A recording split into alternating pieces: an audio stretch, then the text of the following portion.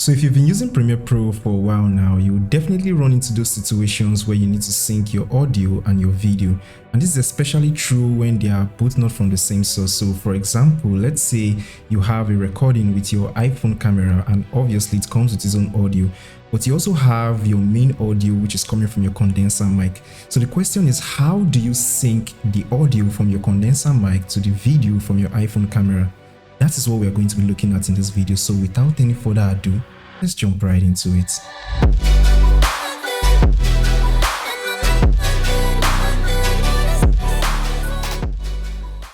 Before we continue, let's give a super quick shout out to Envato Elements. They remain the #1 plug for unlimited creative assets for your project, so make sure you check the link in the description to get started. So here we are in Premiere Pro. Just to make this very quick, I've created a sequence and I've also imported my assets into Premiere Pro. So here I have the camera recording with audio and I also have the recording from the condenser mic over here. One thing you need to do is make sure that they are all on separate tracks if you want this to work correctly, which is what I've done here.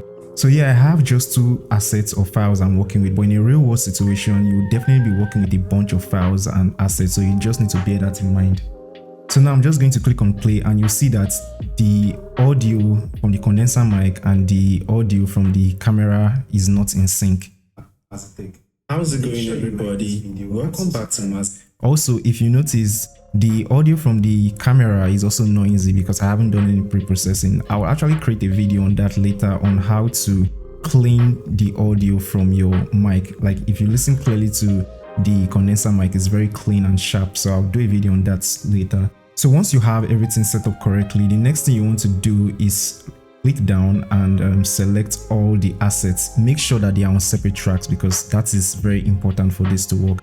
Then you right click and then you can scroll down and you look for Synchronize. So you click on it and then you select the audio and make sure it's on track 1, then click on OK.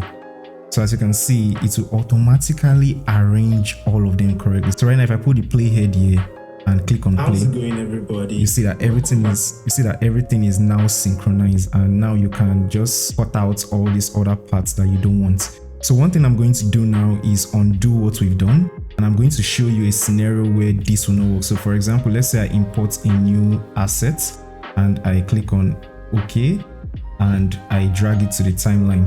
So if you put another asset on the same track, you'll notice that it's not going to work. So when you click on it and you scroll down to Synchronize, you'll see that Synchronize is not active, like it's disabled, you can't click on it.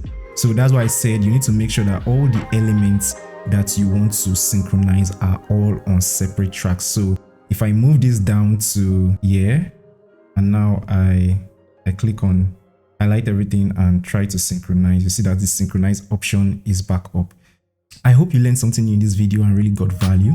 Make sure you give it a like if you did, and I will see you in the next video.